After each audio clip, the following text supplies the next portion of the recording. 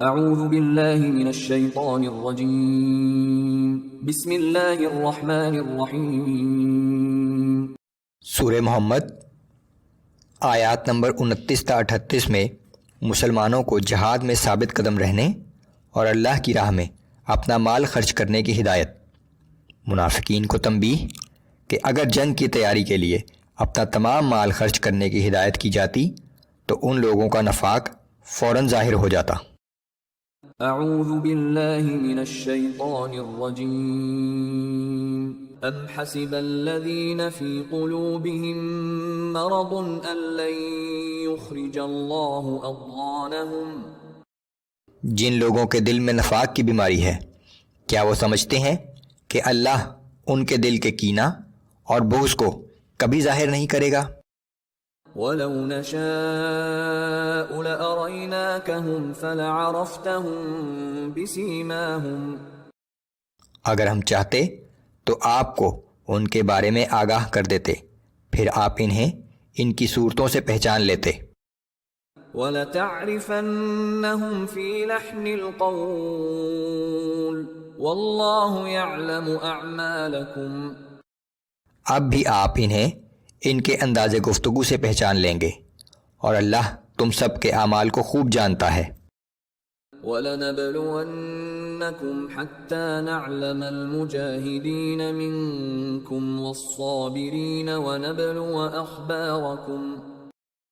یقیناً ہم تمہاری آزمائش کریں گے تاکہ تم میں سے ثابت قدمی کے ساتھ جہاد کرنے والے اور صبر کرنے والوں کو دوسروں سے علیحدہ کر دیں اور تمہارے حالات کی بھی آزمائش کر لیں، تمہاری خفیہ باتوں اور اللہ اور اس کے رسول کے ساتھ چھپی ہوئی دشمنی کو ظاہر کر دیں۔ ان الذين كفروا وصدوا عن سبيل الله وشاقوا الرسول من بعد ما تبين لهم الهدى لن يضروا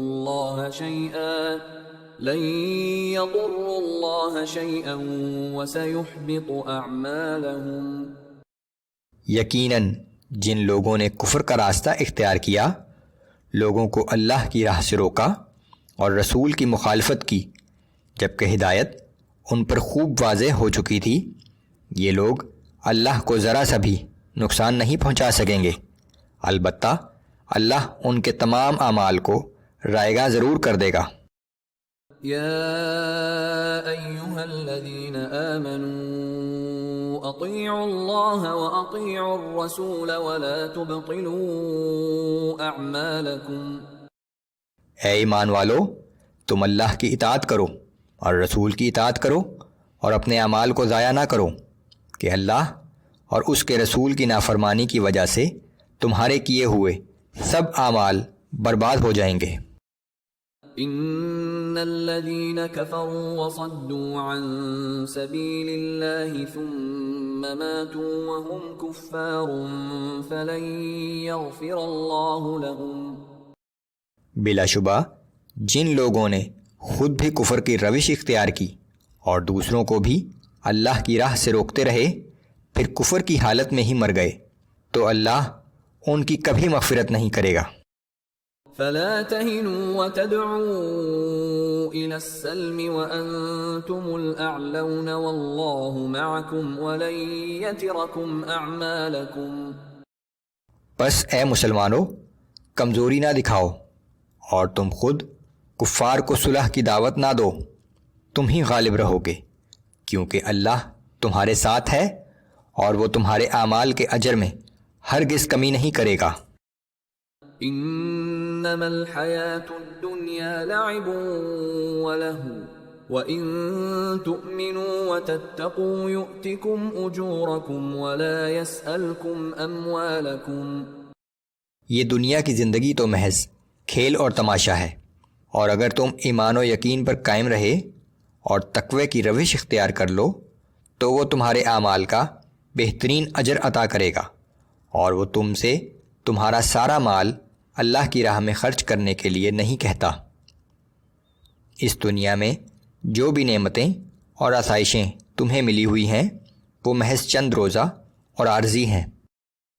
إن يسألكموها فيحفكم تبخلوا ويخرج أضغانكم اور اگر وہ تم سے سارا مال اللہ کی راہ میں خرچ کرنے پر اصرار کرے تو تم بخل سے کام لوگے، اور اس طرح وہ تمہارے دلوں میں چھپی ہوئی ناگواری ظاہر کر دے گا۔ ها أنتم هؤلاء تدعون لتنفقوا في سبيل الله فمنكم من يبخل۔ یاد رکھو تم وہ لوگ ہو کہ جب تمہیں اللہ کی راہ میں خرچ کرنے کی دعوت دی جاتی ہے تو تم میں سے بعض لوگ ایسے ہیں جو بخل سے کام لیتے ہیں۔ ومن يبخل فإنما يبخل عن نفسه والله الغني وأنتم الفقراء۔ اور جو شخص بخل کرتا ہے وہ حقیقت میں خود اپنی ہی ذات سے بخل کرتا ہے، وگرنہ اللہ تو بے نیاز ہے بلکہ تم سب اس کے محتاج ہو۔ سارا مال خرچ کرنے کا حکم نہیں دیا گیا، البتہ اپنی خوشی سے جو شخص جتنا زیادہ مال اللہ کی راہ میں خرچ کرے گا اسے اتنا ہی زیادہ فائدہ ہوگا۔ وَإِن تَتَوَلَّوْا يَسْتَبْدِلْ قَوْمًا غَيْرَكُمْ ثُمَّ لَا يَكُونُوا أَمْثَالَكُمْ۔ اور اگر تم اس کے حکم سے روگردانی کرو گے تو وہ تمہاری جگہ کسی دوسری قوم کو لے آئے گا، پھر وہ لوگ تم جیسے بخیل اور نافرمان نہ ہوں گے۔ یہ آیات ہجرت کے بعد نازل ہوئیں جب امت مسلمہ اپنے دشمنوں کے خلاف جنگ کی تیاری میں مصروف تھیں۔ ان میں مسلمانوں کو جنگ کی تیاری کے لیے اپنا زیادہ سے زیادہ مال خرچ کرنے کی ترغیب دی گئی ہے، لیکن ان کا مفہوم عمومی ہے۔